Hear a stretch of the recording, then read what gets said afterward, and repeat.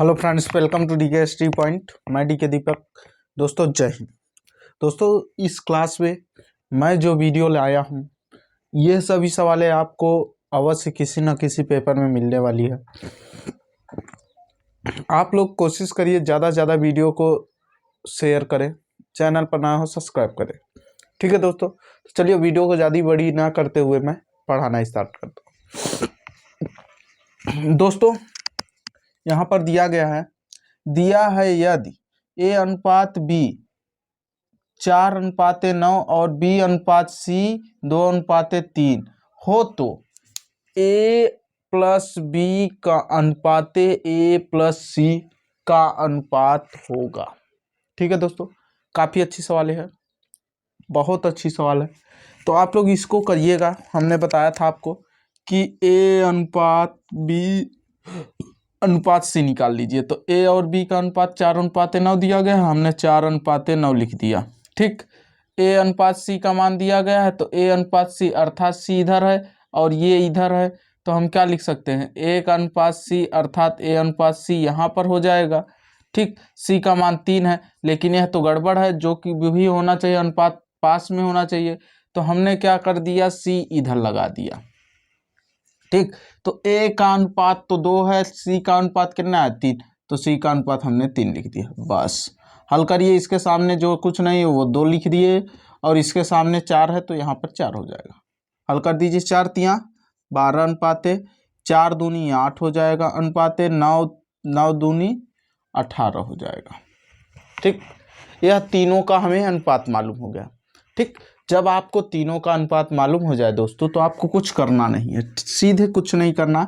अब आपको क्या करना है, यहाँ पर पूछा गया है A प्लस बी, तो देखिए यह A वाला मान है और यह B वाला मान है, दोनों को जोड़ दीजिए तो A प्लस बी अर्थात 8 प्लस 18 अनुपाते हो जाएगा। अब देखिए A प्लस C दिया गया है तो A प्लस A का अनुपात इतना है और C यह है, तो हमने लिख दिया 8 प्लस 12 हो जाएगा। दोनों को जोड़ दीजिए, 18 में 8 जोड़ेंगे तो कितना हो जाएगा 26 होता है, अनुपात हो जाएगा, और यह कितना हो जाएगा 20 हो जाएगा। ठीक है, अब छोटा हो रहा हो तो छोटा कर दीजिए, मैंने बताया था अनुपात छोटा होता है, तो 2 20 और 2 13 ठीक है, तो क्या हो जाएगा अनुपात 13:10, 13:10, ऑप्शन नंबर सी हो जाएगा। ठीक है दोस्तों, अगर वीडियो अच्छी लग रही हो तो वीडियो को ज़्यादा से ज़्यादा शेयर करिएगा दोस्तों, चैनल पर नए हो तो अवश्य सब्सक्राइब करिएगा। ठीक है दोस्तों, अगली सवाल की बात किया जाए, यदि 2x बराबर 3y बराबर 4z तो x अनुपात y अनुपात z का मान होगा। बहुत अच्छी सवाल है दोस्तों, यह सवाल आपको अवश्य ही देखने मिलने वाली है। यह CGL SSC किसी न किसी पेपर में अवश्य मिलती है और यह टेट और सुपर टेट के लिए काफ़ी इंपॉर्टेंट सवाल ये है। ठीक है दोस्तों, तो इसमें कुछ करना नहीं, जब भी इस तरीके से सब दिया रहे बराबर में तो आप इसके बराबर क्या मान लीजिएगा कांस्टेंट वैल्यू। तो हमने कांस्टेंट वैल्यू क्या मान लिया के। अब सब के बराबर में रख देते हैं, 2x बराबर क्या रख देंगे के, और इसकी ट्रिक भी मैं बताने वाला हूँ। और 3y बराबर क्या हो जाएगा के हो जाएगा, 4z बराबर भी क्या हो जाएगा के। अब यहाँ से हम क्या कर रहे हैं x का मान निकालेंगे, तो जब x का मान निकालेंगे तो x बराबर क्या हो जाएगा दोस्तों, यहाँ पर जब x का मान निकालेंगे तो x बराबर हम इसे लिख सकते हैं k/2। ठीक है, उसी तरीके से यहाँ से भी हम y का मान निकालेंगे तो y इधर 3 गुणा में उधर जाएगा, भाग में हो जाएगा, तो k/, क्या हो जाएगा 3 हो जाएगा। इसी तरीके से c का भी मान निकाल लेते हैं हम, तो z अब यहाँ z है तो z का मान निकालेंगे तो k/4 हो जाएगा। अब हमसे x अनुपात y अनुपात z का मान पूछा तो x अनुपात y अनुपात z हमने लिख दिया। ठीक है, z लिख दिया, बराबर कर देते हैं। जो अनुपात दिया है x का अनुपात कितना दिया गया है k/2 दिया गया, हमने k/2 लिखा। y का अनुपात कितना दिया गया है k/3 दिया है, और z का अनुपात कितना आया है k/4 आया है। इतना कर लिया। अब देखिए अंश सभी बराबर हैं तो अंश में k से k क्या हो जाएगा कट जाएगा, तो बचेगा क्या 1/2 अनुपाते 1/3 अनुपाते 1/4 हो जाएगा। इतना समझ में आया दोस्तों। तो तो अब कुछ भी नहीं करना है, बस इनका हम क्या लेते हैं, लस। जब इन सभी संख्याओं का लस लेंगे तो क्या आ जाएगा, 12। 2 छंगे 12, 3 चौके 12, 4 तिहाई 12, अर्थात यक्स अनुपात वाई अनुपात जेड क्या आ जाएगा दोस्तों, यक्स अनुपात वाई अनुपात जेड क्या आ गया दोस्तों, यक्स का मान 6 और 4 और 3, यही हमारा क्या हो जाएगा आंसर। तो 6 4 3 ऑप्शन नंबर डी। ठीक है दोस्तों, आई होप आप लोगों को अवश्य ही समझ में आया होगा दोस्तों। और आपको समझ में आया दोस्तों तो आप लोग ज़्यादा से ज़्यादा वीडियो को सब्सक्राइब करिएगा, शेयर करिएगा। ठीक है, सब्सक्राइबर बढ़वाइए दोस्तों, ठीक है ना, आप लोगों के ऊपर डिपेंड करता है। ठीक है, दिया गया है यदि यक्स अनुपात वाई बराबर 5:2 तो ये 8x प्लस 9y अनुपात 8x प्लस 2y क्या क्या होगा, मान पूछा जा रहा है।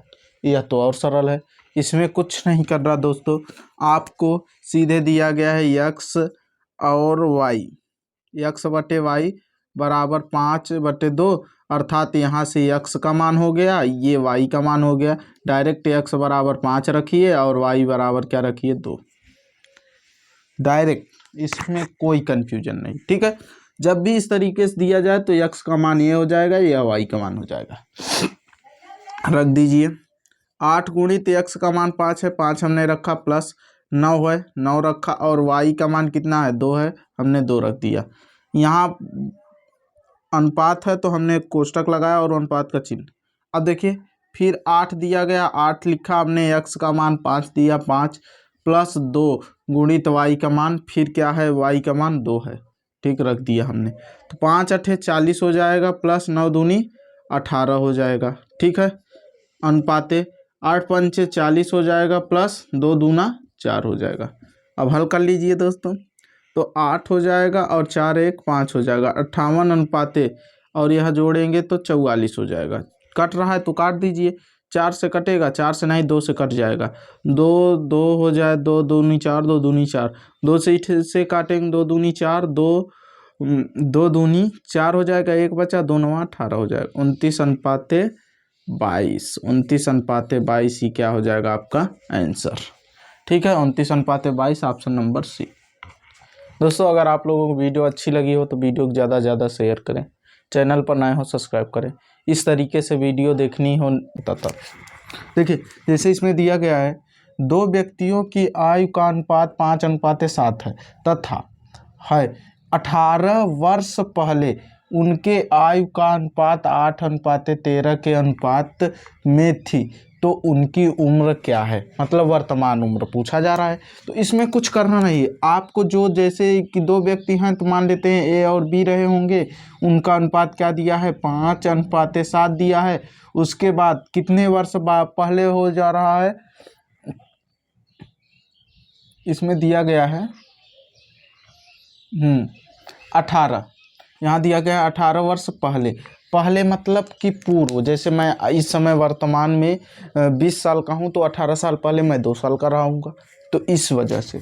तो अब देखिए इसमें 18 साल पूर्व पहले दिया गया, तो 18 साल पहले की आयु कितनी थी, 8:13 इन दोनों के बीच में। अब देखिए जब भी इस तरीके के समीकरण में आपका कॉमन समान ना हो, जैसे यहाँ पर देखिए कितना, 8 में से 5 घटाएंगे तो कितना आएगा, 8 में से 5 जाएगा, तो क्या अंतर दोनों का अनुपात का अंतर अगर समान रहेगा तो हमारा ठीक है, तो 3 आएगा यहाँ पर, और यहाँ पर 13 में से 7 निकालेंगे तो 7 6 हो जाएगा, लेकिन समान नहीं आ रहा है, तो हम क्या करते हैं, पहले इसे समान करते हैं। तो इन दोनों का अनुपात से अंतर से, इन दोनों के अंतर से ऊपर गुणा, तो इसमें 5 का गुणा हो जाएगा, क्योंकि इसमें कितने का अंतर है, 5 का अंतर है, और इसमें कितने का अंतर है, तो इन दोनों के बीच में 2 का अंतर है, 2 से हमने गुणा कर दिया।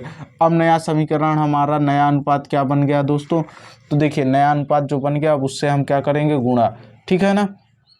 तो 5 50 यह क्या हो जाएगा, 5 50 25 हो जाएगा, अनुपात 5 7 35 हो जाएगा। इसमें करेंगे तो यहाँ 16 हो जाएगा, यहाँ 13 दूना 26 हो जाएगा। आप दोनों को आपस में घटाइएगा तो 15 में से 6 गई 9 आ जाएगा, यहाँ अनुपात हो जाएगा, यहाँ 9 6 15, यहाँ भी 9 आ जाएगा। अर्थात यहाँ दोनों समान है, तो 9 बराबर कितना दिया गया है, 18 दिया गया है। 9 बराबर 18 दिया गया है। अब यहाँ से हम मान निकाल सकते हैं, 9 एकम 9, 9 दूनी 18, अर्थात 1 बराबर कितना आ गया, 2। तो अब हमें वर्तमान जानी है, तो वर्तमान में ये 5 था, ये 7 था, लेकिन नया अनुपात हमने 25 और 35 बनाया है। तो अब इसमें 2 का, अर्थात यह कितने वर्ष का हो जाएगा, 50, और यहाँ 35 दूना 70 हो जाएगा, अर्थात 50 और 70 का अनुपात दोनों के वर्तमान आयु हो जाएगी। ठीक है दोस्तों, अगर अच्छी लगी हो ट्रिक तो आप लोग ज़्यादा से ज़्यादा वीडियो को शेयर करिए, चैनल पर नए हो सब्सक्राइब अवश्य करिएगा दोस्तों। तो कौन सा ऑप्शन मिल जाएगा यहाँ पर, ऑप्शन नंबर पहला मिल जाएगा। ठीक है दोस्तों, ठीक है, ऑप्शन नंबर पहला हो जाएगा। यह समझ में आया होगा, अगर नहीं समझ में आया तो चलिए दूसरी सवाल सेम उसी तरीके से बताने हैं।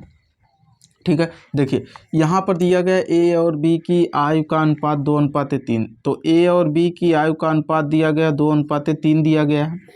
उसके बाद बोला जाए 12 साल बाद, अच्छा अगर मैं इस समय 20 वर्ष का हूँ तो 12 साल बाद मैं कितने वर्ष का हो जाऊँ, 32 वर्ष। ठीक है ना, 12 उसमें जुड़ जाएगा, बाद आएगा। ठीक है, तो उसी तरीके से अब 12 साल बाद, तो यहाँ 12 साल बाद हो जाएगा। ठीक, तो उनकी आयु का अनुपात कितना हो जाता है, 11:15 हो जाता है। ठीक है, यह 12 साल, यह वर्तमान है, यह कितना है, वर्तमान। ठीक, यह वर्तमान है। तो अब देखिए क्या अंतर सब में समान आ रहा है, नहीं आ रहा। अगर अंतर समान नहीं आ रहा तो हम क्या करते हैं, इन दोनों का अंतर ऊपर वाले में गुणा करते हैं। दोनों के बीच का गैप कितने का है, 4 का, ऊपर में 4, इन दोनों के बीच का अंतर कितने हैं, 2 का, गुणा कर दीजिए। तो नया अनुपात क्या बन जाएगा, 4 दूनी 8 हो जाएगा और 4 तिहाई 12 हो जाएगा। ठीक है, इसमें 2 से गुणा करेंगे तो 11 दूना 22 हो जाएगा, इसमें 15 दूना 30 हो जाएगा। निकाल लीजिए अनुपात, तो यहाँ से 30 में से 12 निकालेंगे तो कितना बचेगा, 30 में से अगर 12 निकाल रहे हैं तो कितना आ जाएगा दोस्तों, घटाइए, तो 10 में से 2 गई 8 आ जाएगा, और यहाँ पर 1 में से 2 में से 1 गई 18 आ जाएगा। यहाँ 22 में से 8 निकालेंगे, अनुपात सेम नहीं आ रहा है दोस्तों, कुछ गलतियाँ हैं दोस्तों। यह सवाल यहीं पर गलती हुई। देखिए इन दोनों के बीच का अंतर कितने का है, 1 का, यहाँ पर हमने 2 लिखा था। ठीक है ना, जब 2 सॉरी गलती हो गई यहाँ पर, चलिए जाने दीजिए। तो जब 1 आ जाएगा तो इसका अनुपात क्या हो जाएगा, वही रहेगा, 11:15 क्या हो जाएगा, 15 ही रहेगा। अब जब हम इसे माइनस करेंगे तो कितना, यहाँ 12 हो गया, तो घटा दीजिए तो 3 आएगा। ठीक, यहाँ पर 3 आ जाएगा, दोनों का अनुपात सेम हो गया। तो अब हमें 3, अर्थात जब अनुपात बराबर हो जाए तो इसको हम क्या कर सकते हैं, 3 बराबर जो अगली राशि दी जाती है, तो अगली राशि क्या दी गई है दोस्तों, हमें दिया गया है 12 दिया गया है। तो अब 3 से काट दीजिए, तो 3 चौके 12, अर्थात यहाँ पर 1 की वैल्यू बराबर 4 वर्ष आ रहा है। तो 1 की वैल्यू बराबर अगर 4 वर्ष आ रहा है दोस्तों, तो